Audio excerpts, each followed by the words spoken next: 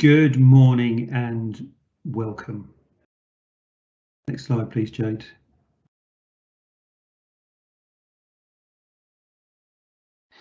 Good morning and welcome. I'm Spencer Lee, and this is our webinar entitled Optimising Experience and Security in a Hybrid World. And this is delivered by Kyocera on behalf of Anadata. And over the next 25 minutes or so, myself and my colleagues are going to take you through the agenda which is laid out on the screen. So I'm going to set the scene and give the context and the background around the hybrid world that we'll be discussing today.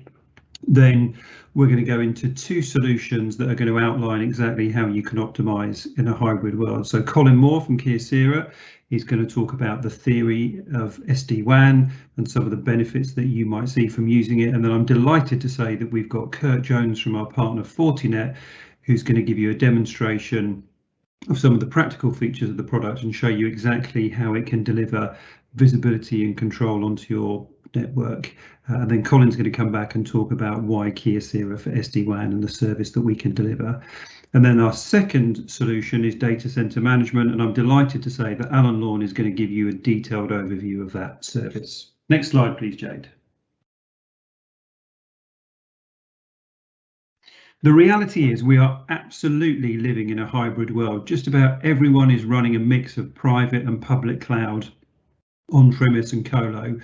The fact is that public cloud is still growing phenomenally at 20% year on year. And Accenture published a study last week that said 92% of organizations, large or small, now have some form of service or application running in the cloud. But of course, everyone also has kit on premise, whether it's servers or storage or network infrastructure. And Kyocera ourselves is a really great example of that. So we've implemented SaaS for Office 365 and Salesforce. We've moved some of our internal services to Azure in the public cloud.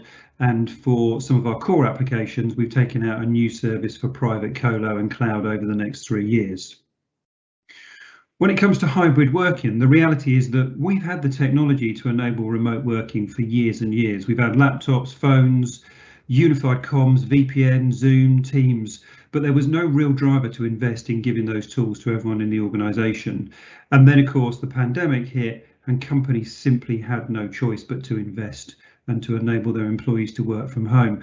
And what was also phenomenal was that on average, remote working was rolled out in just 44 days. Now at Kyocera, for example, we had no home or remote working policy pre-pandemic. Unless you were in the Salesforce or you were an engineer and you were field-based, you were expected to be in the office. When the pandemic hit, we invested in the kit to get 400 people working from home, including all of our help desk and operational and finance staff.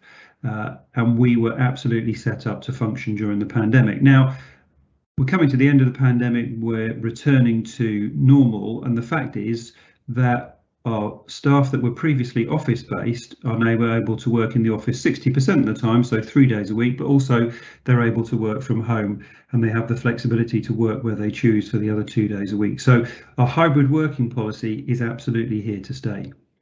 So what's the result of hybrid cloud and hybrid working? Well, the hybrid world brings completely new levels of business agility and flexibility for businesses and staff.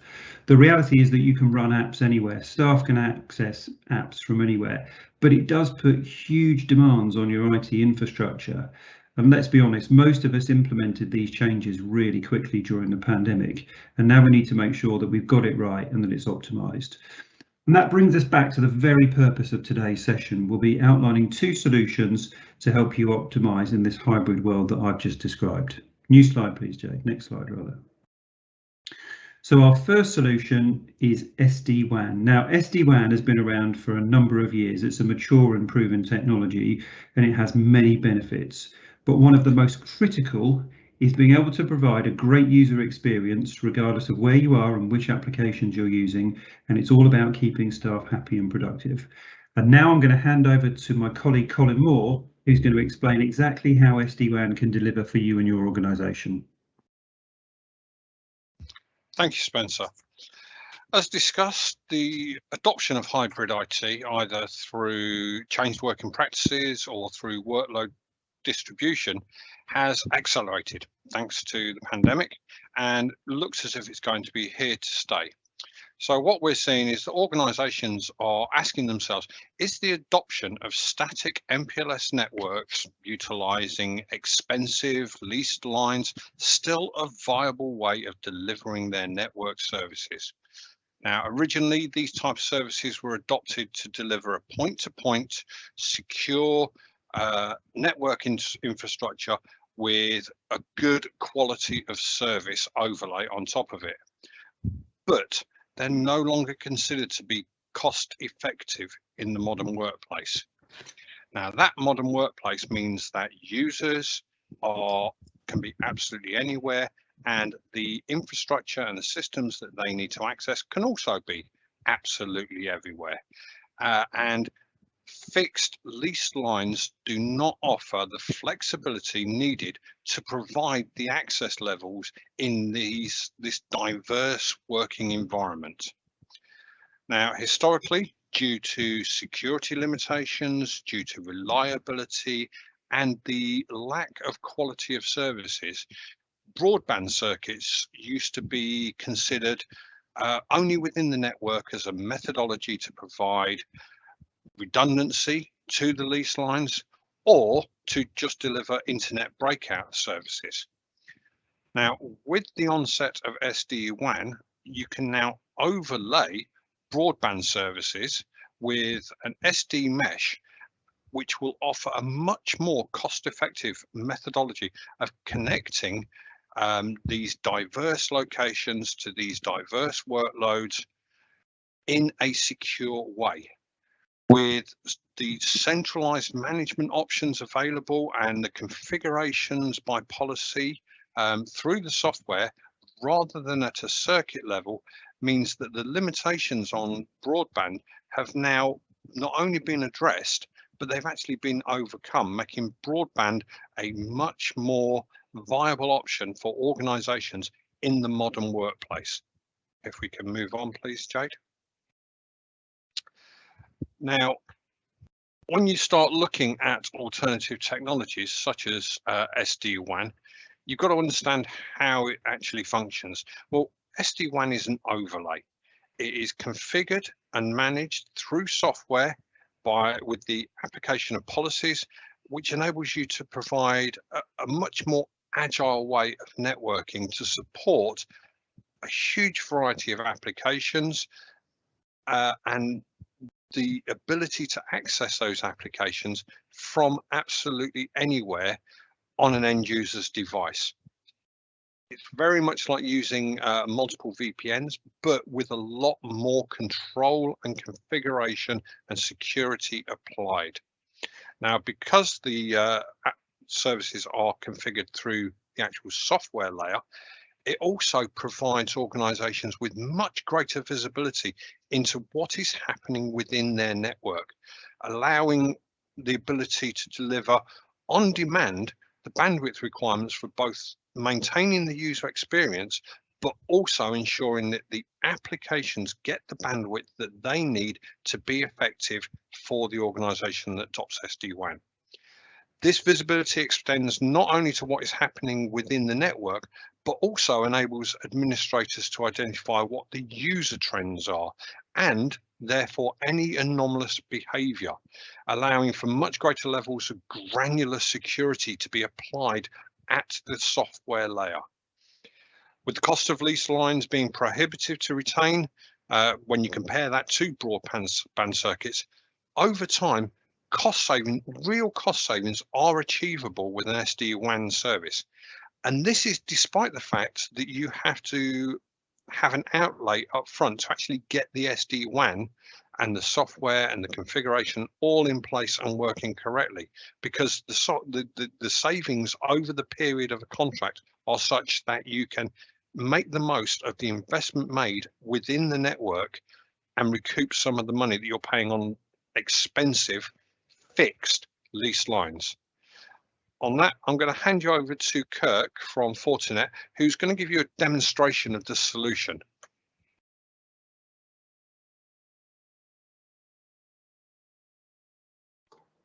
Thank you, Colin.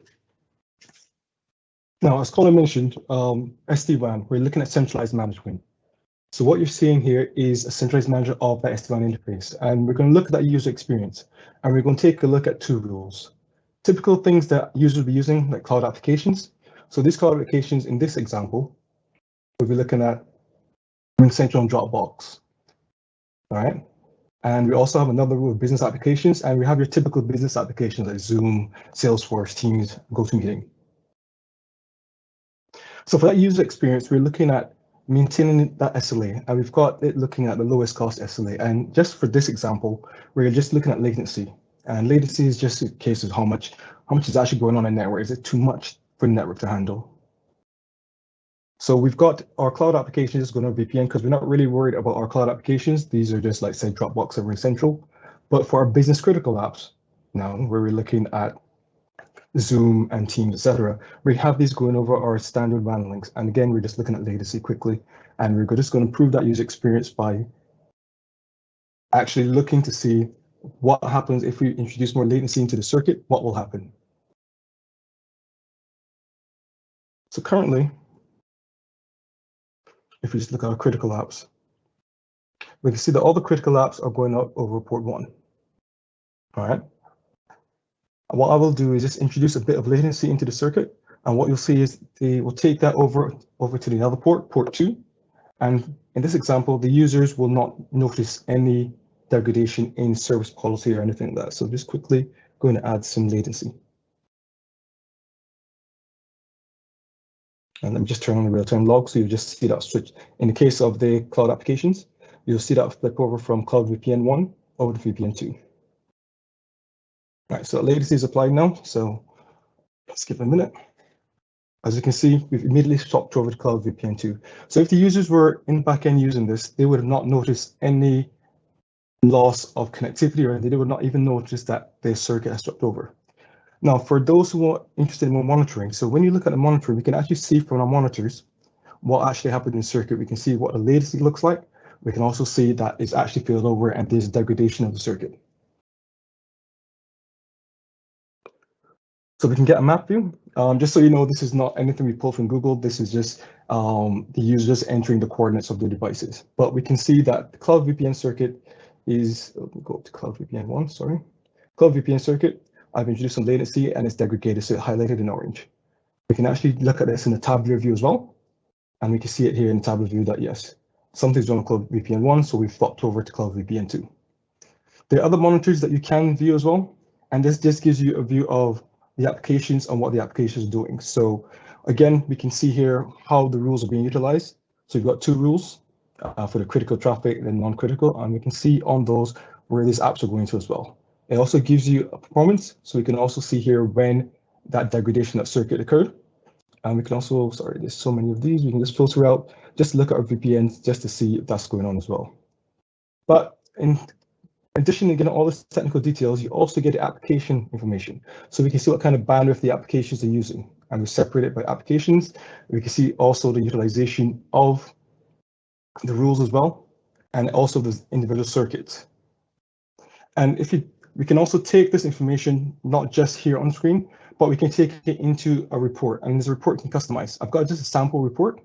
So the sample report can give the admins just an overview of the entire SD-WAN deployment. So it can let you know how, depends on how long you run the report for, it gives you SD-WAN availability, the kind of bandwidth. It also looks at the applications that were going over that circuit, as well as which interfaces that we're using. You get some technical information as well. So we get stuff like the availability of the SD-WAN on a whole, or the ports we've got in that solution. And again, like I said, more technical details here about latency, jitter, that kind of stuff. We also get outlay of link quality as well. And then further on, once we pass more of the technical stuff, but this is customizable, I should add, so you don't need to have all this in, but we also get any SLAs you've defined for those particular circuits. In this example, we had some DNS servers. We can see how those SLAs are met as well, what percentage. And finally, what the report also gives us, it gives us a breakdown of what applications we're utilizing per rule. So we can see we've got Google, DNS, how much bandwidth those are using, how much bandwidth is going over each individual WAN link. We also get a breakdown of the individual applications themselves to see what kind of bandwidth they were using. And finally, we can also see as an example, which interfaces again they were going over. Like I said before, this is customizable, but it does give you a breadth of information. Like you can see here, we can see total bandwidth that's been used by Gmail as an example on particular users. And so we can see top application by traffic volume, and we can see top source users as well. So as Colin was mentioning, we can actually go through and tweak our services to see, well, this user is using more of Gmail than other users, and we can make changes to our policies at the software layer. All right, that's it from me. I'll just hand over back to Colin. Thank you very much, Kirk. So I'll just wait for Jade to bring the slides back up.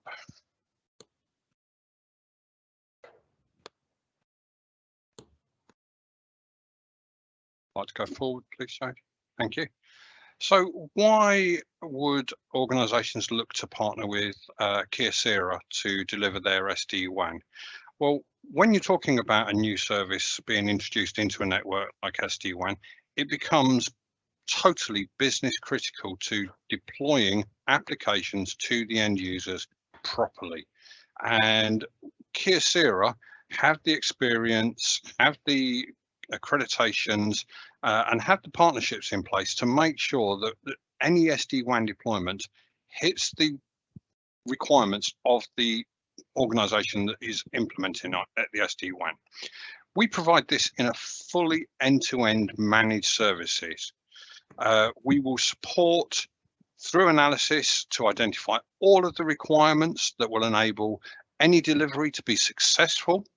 And once the implementation is in place, we will deliver the full ongoing support through our 24/7 service center to make sure that it is not only maintained, but also optimized to meet the drivers of every single business. Because we partner so closely with Fortinet, we work to make sure that not only is it deployed and maintained, but also remains relevant within the organization through continuous service improvements and development. We make sure that it's not only right for right now, but is right for the future as well. The solutions that we put in place within the SD-WAN are not only secure, but are scalable, totally cloud ready, and are fit to support the new hybrid IT ways of working that have been discussed throughout this presentation. Thank you very much for your time. I'm now going to hand you back over to Spencer. Thank you, Colin. Thank you, Kurt. And we're now moving on to the second service to be presented today, which is Kyocera Data Center Management. So I would point out that we've got more than 50 clients using this service to optimize their on-premise and colo infrastructure and assets. And I'm now going to give you some of the background and the context to this service. Next slide, please, Jade. So despite the surge in cloud take-up, and remember I said 92% of organisations have some form of cloud, every organisation has on-premise or co-located IT infrastructure, and this is definitely not private cloud, it's traditional CapEx purchased and in-house managed. And in fact, co-location and hosting services and the market for those services are still growing at 10% per annum. So why? What's the three main reasons why 80% of workloads still remain on-premise? Well, the first one is technical and operational. So the reality is that some applications are just too old, too complex, or weren't orchestrated to run in the cloud, and it would be too time consuming and too difficult to move them. And other applications such as SAP, for example, which are mission critical, some organizations don't want to be dependent on a third party dictating when they can apply patches or enforcing downtime on them if they run it in the public cloud. It's just too much of a risk. The second one is compliance. So some organizations just won't put production applications in the cloud for security and data sovereignty issues. So there was a survey in the US this year that claimed that 52% of US CIOs from large enterprises said that they would never put production workloads in the cloud or public cloud for this very reason.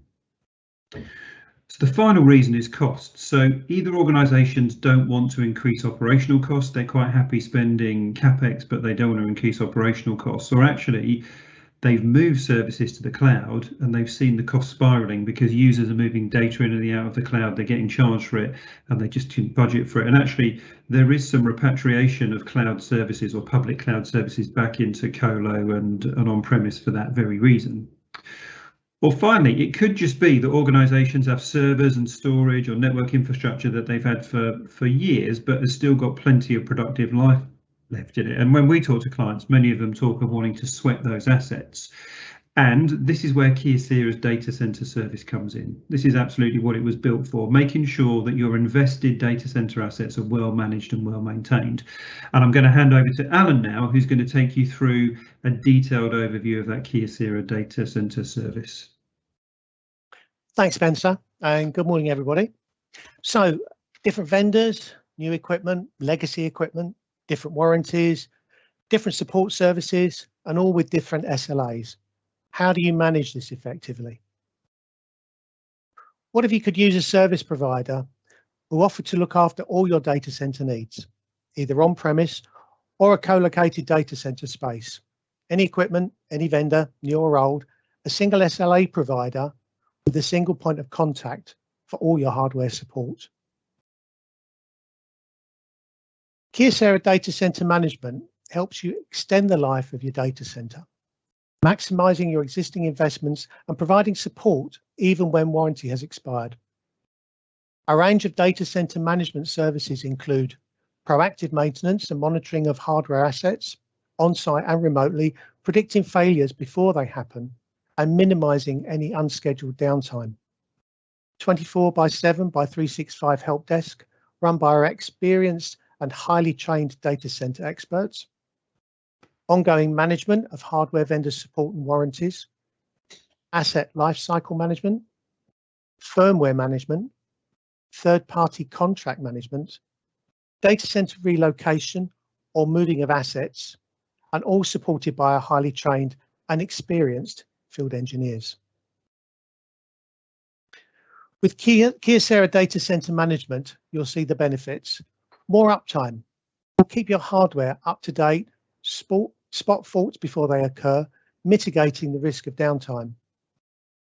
User experience consistency. You want your users to have a consistent experience, whether they're accessing applications located in the cloud or in the data center, and will help you do just that.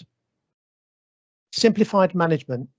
A single SLA provider will handle everything from warranty management and third-party contracts to firmware upgrades and relocation. Our team of experts are available 24/7 to support your team.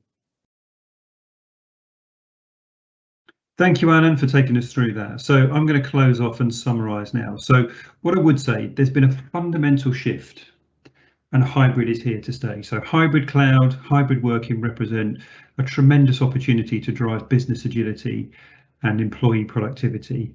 But as we've said, it also puts unprecedented demands on your IT infrastructure. You could have applications running anywhere, staff working anywhere. And we've shown you two solutions today that ensure you're optimizing user experience and security post-pandemic. So the first of those was our SD-WAN service. And if you'd like to get started with SD-WAN, we're offering a 30-day SD-WAN evaluation for one site, which will give you the visibility of exactly what's happening with users and applications on your network. It will show you things that you did not know were happening on your network. The second one is our data center management service. And if you'd like to understand more about how this service could benefit you and your organization, Kyocera can undertake a no-charge data center discovery assessment. That will provide you with an independent view of the assets in your data center and exactly what's happening with them. Next slide, please. So thank you for joining the webinar today and for listening to us. What I wanted to say now is, Jack, do we have any questions in the chat from our attendees? We do. We've got a couple of questions. So the first one is on SD-WAN, and the question probably most suitable for Colin is, can you run Kyocera SD-WAN over an MPLS network provided by another party? Yes, you can. We can not only provide the SD-WAN service, but as an organisation, we retain partnerships with with a couple of service aggregators that are partners with lots of the tier 1 network service providers, so we can provide the lines and circuits. But where customers are midterm within a contract for their leased lines that are delivering their MPLS, we can certainly overlay the SD-WAN on those circuits as well. Excellent, thank you. And we've got another question as well, which is probably going to be thrown over to Alan or Spencer, as it's about data center management. And it is, does it not make sense to replace older data center kit with new kits, which will be cheaper to maintain? So Alan, you okay to pick that one up? Yes, absolutely. There's been a recent instance where we've replaced some old kit that has actually the support contract was more expensive than actually replacing the individual components of a system. And quite often that is the case where equipment reaches a certain age. If the applications stay on-prem, then the best thing to do is actually upgrade, and it actually saves money. And the return on investment in this particular case was only 18 months compared to the cost of actually just maintaining and standing still. So yeah, absolutely, there are occasions where that applies. Thanks, Alan. So Jack, are there any more questions? No, that's all we've got in the chat at the moment. Okay, well, thanks to the audience. There's a couple of really good questions there. So if you'd like more information, there's some links on the screen. You can visit our website, or you can contact Jack Furrow on the details shown on screen. But we're also going to send you a follow-up email with more information on the solutions that we presented today. And at this point, I'd like to say thank you once again for joining us, and we will close the webinar. Goodbye.